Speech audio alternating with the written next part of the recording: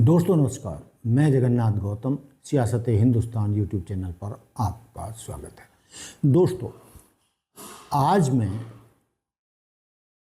जो बात करना चाहता हूं या आज मेरा मुद्दा है, मैं आज देश के नेताओं से नहीं बल्कि देश की जनता से सीधे सवाल करना चाहता हूं और उन्हें मेरे इन सवालों का जवाब देना चाहिए। दोस्तों 11 अक्टूबर 2014 को जयप्रकाश नारायण की जयंती पर पीएम मोदी ने बड़े जोश के साथ सांसद आदर्श ग्राम योजना शुरू की थी।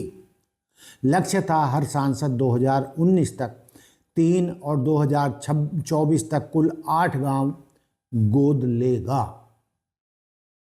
और जो गांव गोद लिए जाएंगे उनमें बिजली, सड़क, नल से पानी, खेल स्टेडियम, स्कूल, अस्पताल आदि सब वो सुविधाएं होंगी जो आमतौर पर शहरों में होती हैं।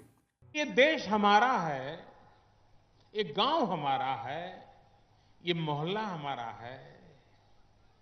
क्या हमें अपना गांव, अपना मोहल्ला सबने मिल करके अच्छा बनाना चाहिए कि नहीं बनाना चाहिए?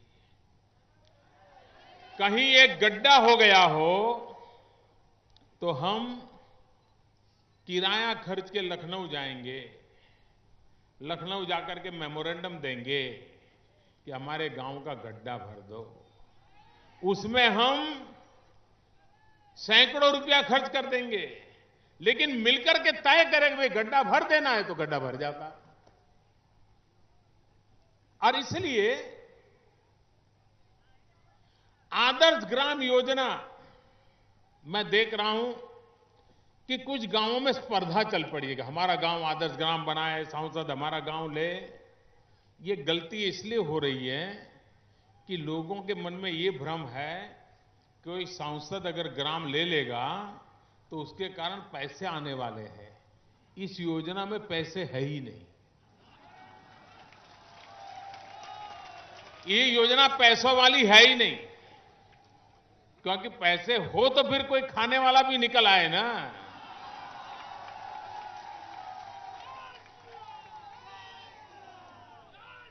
ये योजना ऐसी है कि भाई सरकार की इतनी योजनाएं चल रही हैं, इतने रुपये खर्च हो रहे हैं, गांव के जीवन में बदलाव क्यों नहीं आता है? क्या कारण है? दोस्तों मैं यही गणित आपको समझाना चाहता हूं। गणित को समझिए। संसद में करीब 790 सांसद हैं, लोकसभा और राज्यसभा के मिलाकर। इस हिसाब से अब तक देश में 6000 से ज़्यादा गांव आदर्श बन जाने चाहिए थे, यानी अच्छे शहरों की तरह सुख सुविधाओं से लैस। लेकिन हकीकत क्या है? रिपोर्ट बताती है कि चौथे और 5वें चरण तक आते आते सांसदों ने गांव गोद लेने ही बंद कर दिए। न कोई विशेष फंड मिला, न कोई अलग बजट। नतीजा योजना कागजों में ही दम तोड़ गई।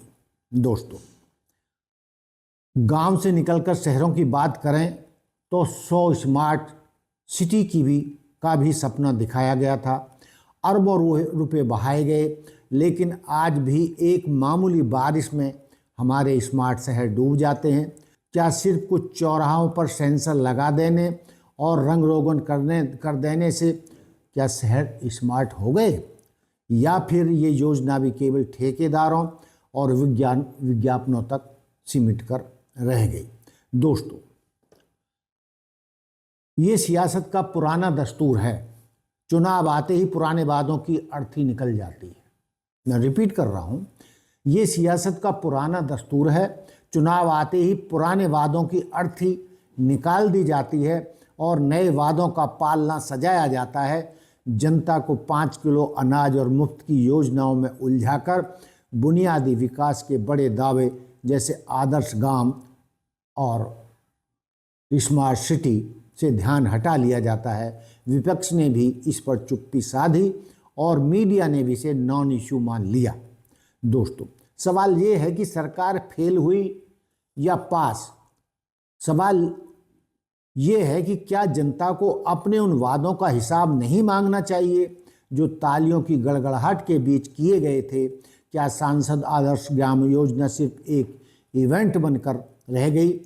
सियासत हिंदुस्तान के लिए आज का बड़ा सवाल यही है कि जो गांव गोद लिए गए थे उनके पिता आज मालिक कौन है,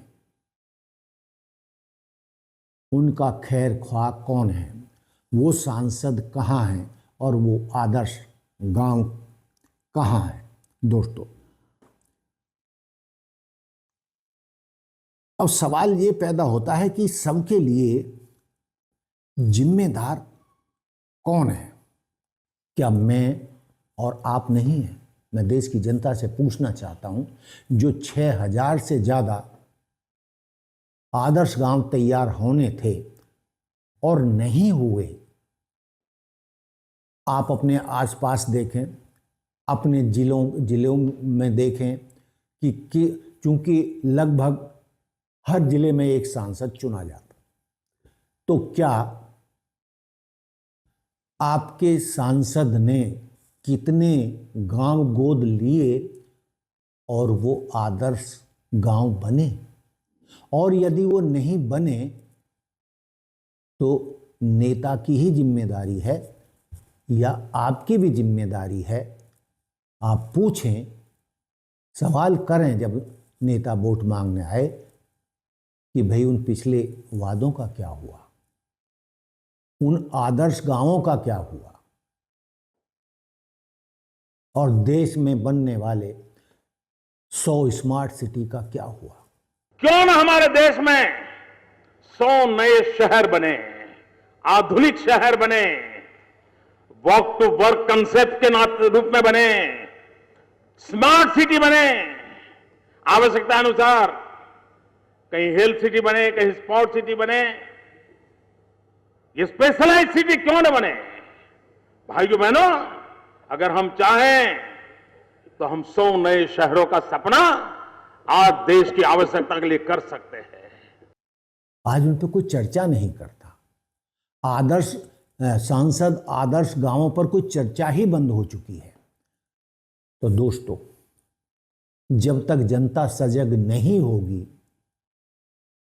और नेताओं से वादे करवाना नहीं सीखेगी, तब तक नेता ऐसे ही बेवकूफ बनाते रहेंगे और हम बेवकूफ बनते रहेंगे। दोस्तों, इस तरीके से तो विकसित भारत कैसे बन पाएगा। वादे किए जा रहे हैं कि 1947 तक हम विकसित देश बन जाएंगे। दोस्तों, 1947 तक जो नेता वादे कर रहे हैं, क्या वो जवाबदेही के लिए जिंदा बचेंगे, या हम और आप में से बहुत सारे सीनियर सिटीजन हैं, क्या वो ये देखने के लिए जिंदा बचेंगे कि देश विकसित हुआ है या नहीं 1947 में। यानी जवाबदेही कोई लेने को तैयार नहीं है। जो पिछले छोटे वादे थे, भाई उनका तो हिसाब लीजिए। ये आदर्श गांव क्यों नहीं बने और क्यों नहीं आपने अपने क्षेत्र के सांसद को मजबूर किया कि वो आदर्श गांव कहाँ है। ये काम ऐसा है कि जहां आज उसको एक फोकस एक्टिविटी के द्वारा ये लगने लगेगा कि हाँ भाई, उस गांव के साथ आने वाले दशकों तक उसका नाम जुड़ने वाला है। वो गांव हमेशा याद करेगा, भाई पहले तो हमारा गांव ऐसा था, लेकिन हमारे एक एमपी बने थे, उनके रहते हुए ये बदलाव आ गया। आज सरकारी योजनाएं बहुत सारी हैं,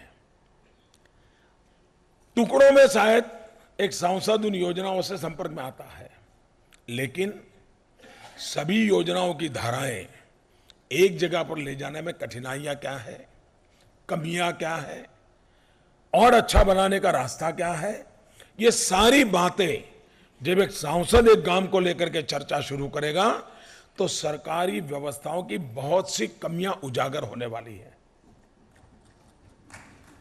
ये मैंने छोटा रिस्क नहीं लिया है, लेकिन मैं बहुत समझदारी और जानकारी के अनुभव के आधार पर मैं कहता हूं, एक बार सांसद जब उसमें जुड़ेगा, सारी कमियां उभर करके सामने आएगी और फिर जाकर के व्यवस्था में परिवर्तन शुरू होगा।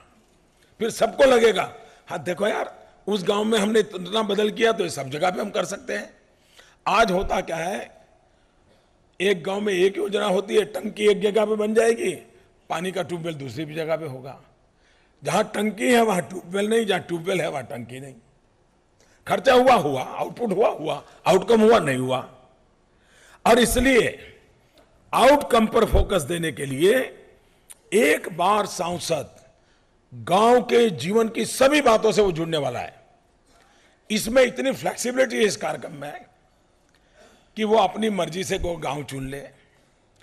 हो सके तो 3000-5000 की बस्ती में हो, लेकिन इसका मतलब ये नहीं कि कहीं 2800-2600 है तो लेना नहीं, और कहीं 5200 हो गई तो हाथ मत लगाओ। ये फ्लेक्सिबल है, लेकिन मोटा मोटा अंदाज रहे कि 3000-5000 की बस्ती रहे तो एक व्यवस्था करिए। और जहां पहाड़ी इलाके हैं, ट्राइबल इलाके हैं, वहां इतने बड़े गांव नहीं होते, तो वहां 1000 और 3000 के बीच की संख्या हो। सिर्फ एक शर्त रखी है मैंने, वो शर्त ये रखी है कि ये उसका अपना गांव नहीं होना चाहिए।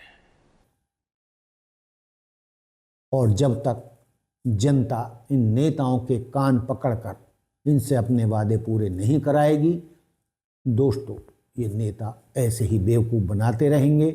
चाहे वो आदर्श गांव का मुद्दा हो, चाहे वो स्मार्ट सिटी का मुद्दा हो। तो दोस्तों, मैंने जो मुद्दा रखा है, ये सवाल मैंने देश की जनता के सामने रखा है, और मैं आपसे ही पूछना चाहता हूं कि नेता जो वादे पूरे नहीं करते और अगला चुनाव जीतने के लिए नए नए नारे और वादे गढ़ लेते हैं, आखिर ये सिलसिला कब तक चलेगा? झूठ का बाजार कब तक सजेगा? और हकीकत में हम नेताओं को वादा पूरा करने के लिए कैसे मजबूर कर पाएंगे? क्या उसके लिए हमें कोई रास्ता नहीं निकालना है? मैं एक बार ये बात कहते हुए कि देश में 100 स्मार्ट सिटी क्यों नहीं बने, या 6000 से ज़्यादा आदर्श गांव क्यों नहीं बने, और इस फेलियर के लिए, इस असफलता के लिए कौन जिम्मेदार है? हमें किसको जिम्मेदार ठहराना चाहिए, नेता को या खुद जनता को? तो दोस्तों, ये सवाल मैं आपके सामने छोड़ जाता हूं, और मुझे इंतज़ार रहेगा आपके कमेंट्स का कि इन समस्याओं से, इन झूठे वादों से, आप देख रहे हैं कि पिछले 3 चुनावों में क्या क्या देश की जनता से वादे किए गए, उनमें से कितने वादे पूरे हुए, ये सब आपके सामने है।